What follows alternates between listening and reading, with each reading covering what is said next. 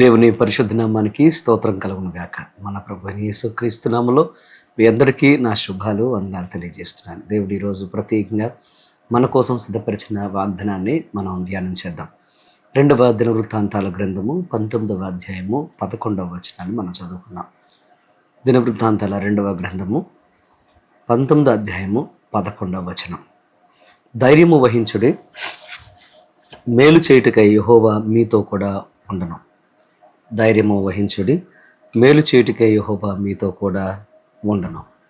నా ప్రియ సహోదరి సహోదరులరా, ఈరోజు ఈ వాగ్దానము చేత మిమ్మల్ని అందరినీ దేవుడు బలపరచునుగాక. ఆమేన్. సర్వసాధారణంగా దేవుడు ఎలాంటి వాడు అని అంటే, ఆయన ఎల్లప్పుడూ మనకు తోడుగా ఉండేవాడు అని ఆయన వాక్యము సెలవిస్తుంది. ఎందుకనంటే ఆయన కనుదృష్టి లోకమందంతటా సంచారం చేస్తుందని దేవుడు సెలవిస్తున్నాడు. నా ప్రియ తమ్ముడు, చెల్లి, ప్రియ సహోదరి సహోదరుడా, ఈరోజు దేవుడు అందరితో ఉండేవాడు. ఆయన గుణగణాల్లో ఉన్న ప్రత్యేకత ఏంటంటే ఆయన యొక్క అద్భుతమైన లక్షణము లేదా ఆయనకున్న గుణం ఏంటంటే ఆయన మేలు చేసే దేవుడు. మేలు చేయడం అనేది ఆయనకున్న ఒక గొప్ప గుణము. ఆయన కీడు చేసేవాడు కాదని దేవుని యొక్క వాక్యం ద్వారా మనం తెలుసుకోగలుగుతాం. దేవుడు ఎప్పుడు ఎవరికి కీడు చేయడు. ఆయన మన జీవితాల్లో మేలు మాత్రమే జరిగిస్తాడు. ఒకవేళ కీడు జరిగినా ఆ కీడు వెనక మేలును తప్పకుండా జరిగిస్తాడు. కొన్ని సందర్భాల్లో కీడును కూడా ఆయన మేలుగా మారుస్తాడు. ఈరోజు చాలామంది జీవితాల్లో కీడు అనుభవిస్తూ బాధలు, వేదనలు, అలాగే అనేక రకాలైన ఇబ్బందికరమైన పరిస్థితుల మధ్యన కొట్టుమిట్టాడుతూ కదలలేని స్థితిలో బాధతో, వేదనతో కృంగిపోయిన వారు, అయ్యో మా జీవితాల్లో ఈ కీడు తప్ప మాకు మేలంటూ జరగదా అని వేదన పడుతున్న వారు అనేక మంది ఉంటారు. ఈరోజు ఈ వాక్యం చూస్తున్న మీ జీవితాల్లో కూడా అనేక కీడుల చేత, అపజయాల చేత, భయంకరమైన బాధల చేత ఒకవేళ మీరు నలగొట్టబడి ఉన్నట్లయితే ఈరోజు ప్రభువు మీతో మాట్లాడుతున్నాడు. మీరు అనుకుంటున్నట్లుగా కీడు తప్ప మా జీవితంలో, బాధలు తప్ప మా జీవితంలో మేలు అనేది జరగదా అని నువ్వు అనుకుంటున్నట్లయితే ఈరోజు దేవుడు మీకు ఇస్తున్న వాగ్దానం ఏంటంటే, మీరు ధైర్యం వహించండి, ఆయన మేలు చేయడం కోసం మీతో కూడా ఆయన ఉంటాను అని ఆయన మాటిస్తున్నాడు.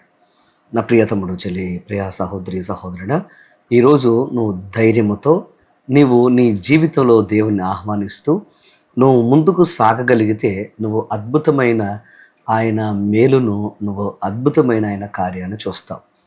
ఎప్పుడైనా ఇలా ఆలోచన చేశారా? యోసేపు కనుక వేయబడకపోతే, యోసేపు కనుక గుంటలో వేయబడకపోతే, యోసేపు కనుక ఆ భయంకరమైన పోతీఫర్ ఇంట్లో పట్టబడి చెరసాల్లో వేయబడకపోతే, యోసేపు కనుక శ్రమలు అనుభవించి ఉండకపోతే, యోసేపు జీవితంలో రాజయోగాన్ని, ఒక గొప్ప మహా సామ్రాజ్యానికి ఒక ప్రధానమంత్రిగా ఉన్నతమైన స్థాయిని అనుభవించే కృపను, భాగ్యాన్ని పొందుకునేవాడంటారా?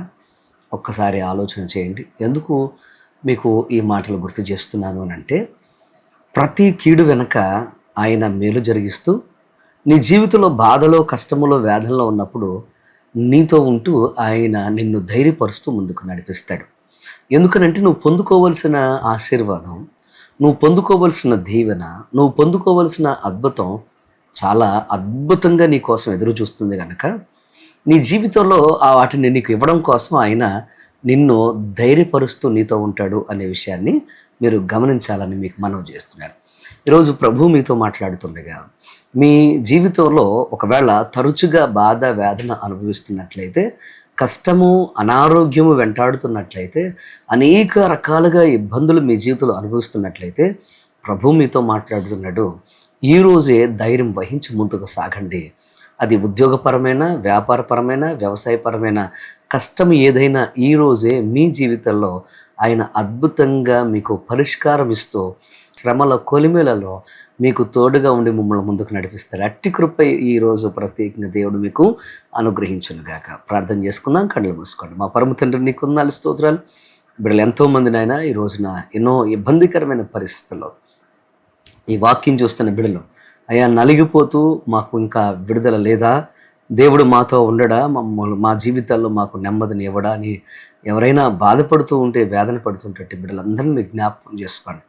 నీ వాక్యం ద్వారా మాట్లాడారు నాయన. ధైర్యము తెచ్చుకొని ముందుకు సాగుతూ బలమైన కార్యాల కోసం ఎదురు చూసే కృప భాగ్యం ఇచ్చి ఈ దినమందు గొప్ప విజేతలుగా నిలబడే భాగ్యం దయచేయమని, ఏ కిడు కానీ శోధన కానీ దరిచేరకుండా మీరు ఏ సహాయం చేసి ఘనమైన పాత్రలుగా బిడ్డలందరినీ మీరే నిలబెట్టమని, పరిశుద్ధాత్ముడ నీ ఆత్మస్వాధంలోనికి బిడ్డలందరిని అప్పగిస్తుండగా మీరే బిడ్డలతో ఉండి ఘనమైన పాత్రగా నిలబెట్టి బిడ్డల సమర్పణ జీవితాన్ని బట్టి ఆశీర్వాదాలతో నింపమని, ఈ దినమంతా తోడుగండి విజయాలమ్మని యేసు నామమున అడుగుచున్నాము తండ్రి. ఆమేన్. God bless you. దేవుడు మిమ్మల్ని దీవించును గాక. ఈ వాక్యం మీకు ఆశీర్వాదకరంగా ఉంది కదా, తప్పకుండా మీ యొక్క స్నేహితులతో బంధువులతో షేర్ చేసి పంచుకోండి. God bless you. ఆమేన్.